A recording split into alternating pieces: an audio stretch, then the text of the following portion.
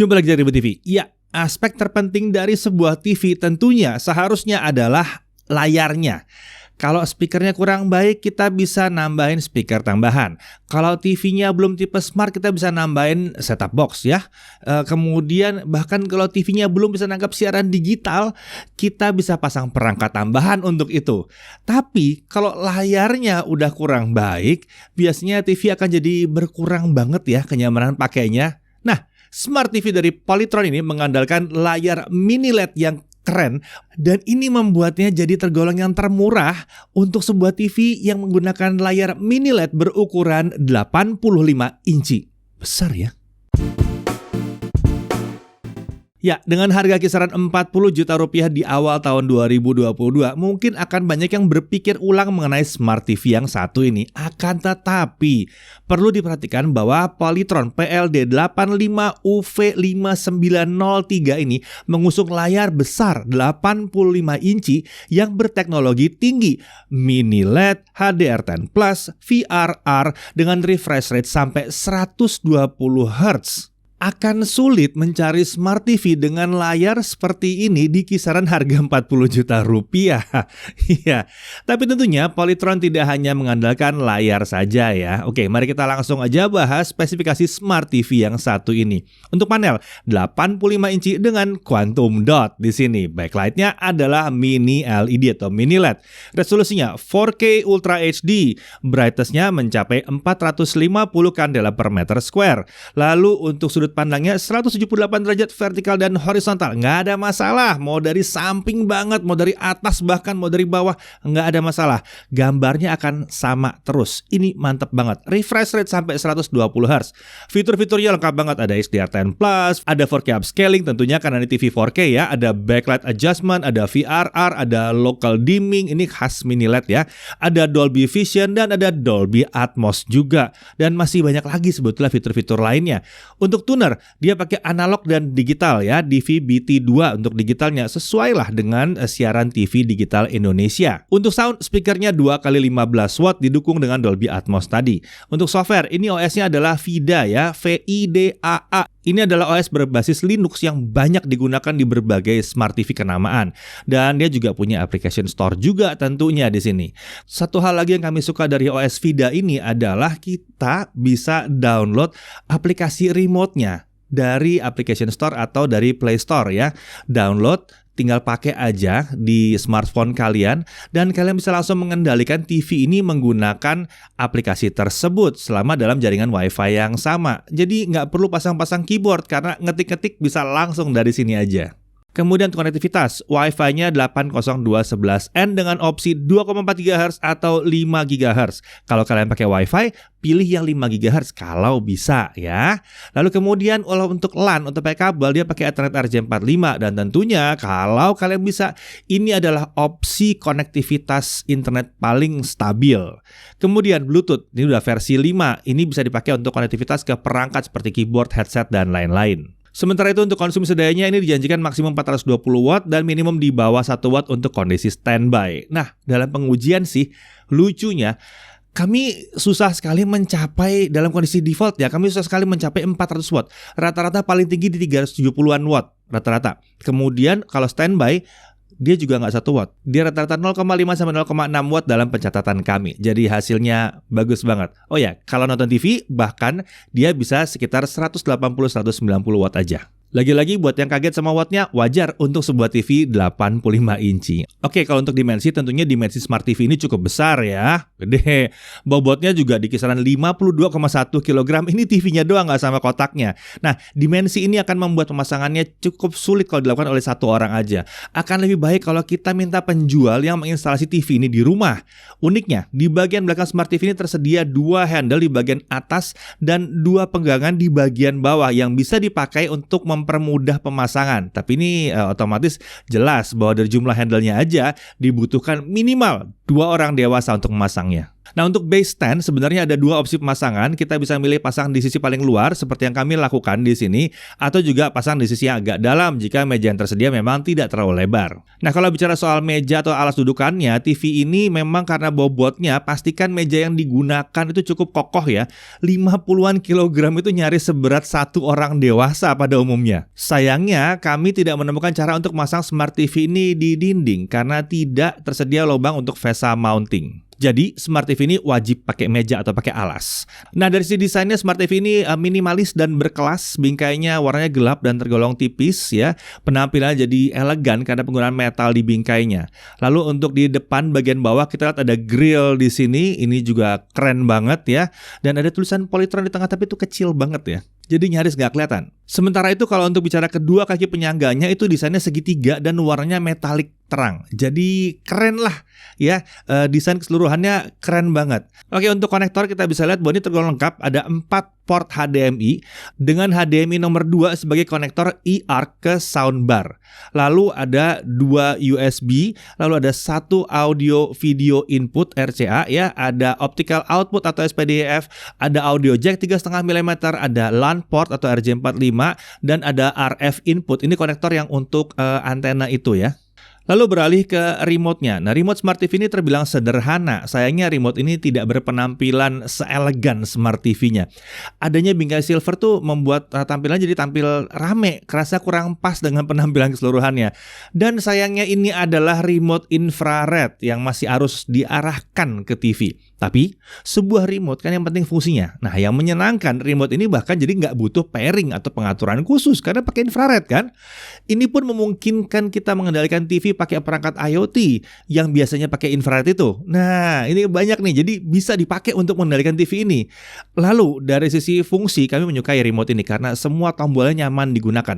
Nggak ada tombol yang susah dipegang, nggak ada tuh desain berlebihan yang membuat pengoperasian dikorbankan atas nama penampilan. Nggak ada di sini. Oke, setelah semua terpasang, kita bisa langsung ngikutin aja langkah-langkah yang disuguhkan oleh Smart TV ini untuk setup awal.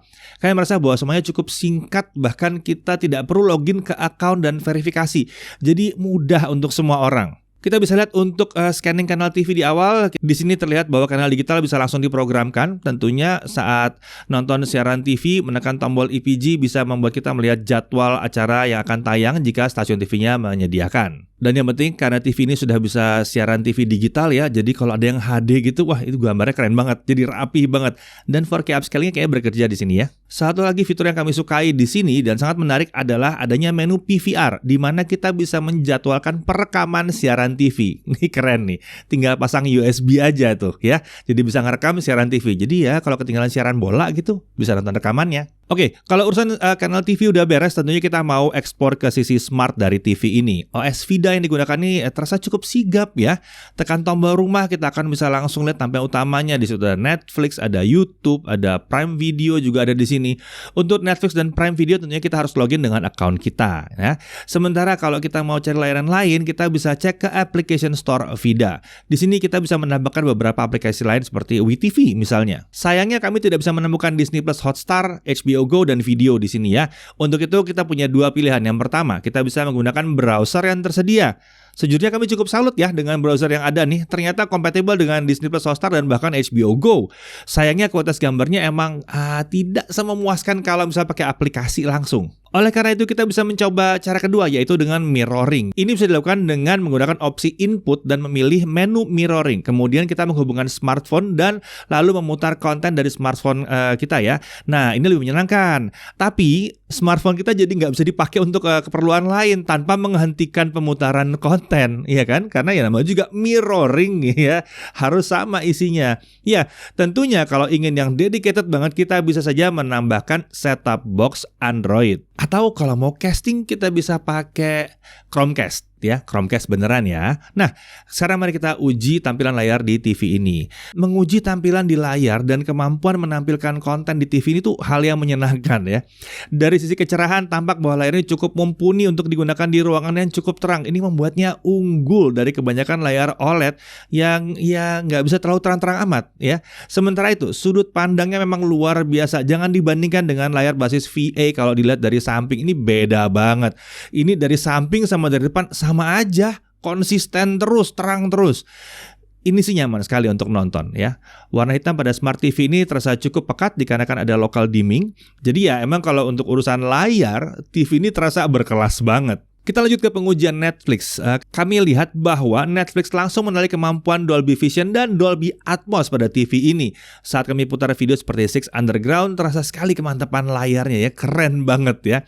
Dan kita bisa milih mau dijalankan di frame rate tinggi atau 24 fps yang cinematic. Semudah menekan satu tombol di remote aja ya. Tinggal pilih-pilih modenya dengan satu tombol di remote aja. Ini sederhana banget, gak usah masuk-masuk menu. Beralih ke konten YouTube, terlihat jelas bahwa support HDR sudah tersedia di sini. Konten 4K 60 HDR terlihat indah banget. Sementara itu kita lihat nggak ada frame dropnya ya sama sekali. Dan beberapa video pun bahkan menggunakan kodek AV1 di sini dan lancar semuanya. Nah, kalau kita bicara soal audio, kita emang bisa menggunakan opsi Dolby Atmos yang langsung terdeteksi oleh Netflix. Akan tetapi untuk efeknya ya, untuk efek ruangan yang megah, entah kenapa kami lebih suka mode DTS Virtual X-nya. DTS Virtual X ini rasanya lebih penuh aja gitu ya. Mungkin ini terjadi karena Smart TV ini hanya pakai 2 speaker. Jadi virtualisasi dari DTS Virtual X ini lebih mantap. Secara umum ya suara TV ini cukup lantang, cocok dengan ukurannya sih. Pengaturan mode suara pun bisa diatur dengan cepat pakai satu tombol dari remote. Ini enak banget nih, satu tombol doang ganti-ganti menu. Oke, kita lanjut ke gaming tentunya. Kita coba pakai PS5, PlayStation 5. Game yang nature-nya action seperti Devil May Cry ini tentunya nyaman dimainkan kalau refresh rate-nya bisa tinggi. Nah, di sini kita lihat bahwa TV-nya mampu menghadirkan 1080p 120 fps di sini. Jadi nggak heran kalau pengalaman gaming yang satu ini jadi mantap banget memang. Dang-deng-dong hajar-hajar-hajarnya mulus banget di situ. Sementara dengan game Spider-Man kita bisa lihat bahwa detailnya super tinggi ya. Pada saat kita main game ini, tentunya resolusi ya jadi penting banget di sini ya. Nah, game ini jadinya hadir di 4K 60 fps dan TV ini bisa menampilkan dengan baik banget. Asik bener main game di sini. Oke, untuk urusan harga, Smart TV ini dijual dengan harga kisaran 40 juta rupiah. Garansi yang diberikan adalah 2 tahun. Untuk tipe dan ukuran layarnya, kami rasa ini adalah harga yang agak miring ya. Nah, untuk detailnya kalian bisa cek di dalam kolom deskripsi. Siapa tahu pada saat video ini tayang ada diskon ekstra atau ada tambahan macam-macam. Cek deskripsi ya. Oke, hal yang perlu diperhatikan. Yang pertama, tidak tersedianya dudukan untuk memasang ke dinding. Ini membuat kalian harus punya meja yang kokoh ya.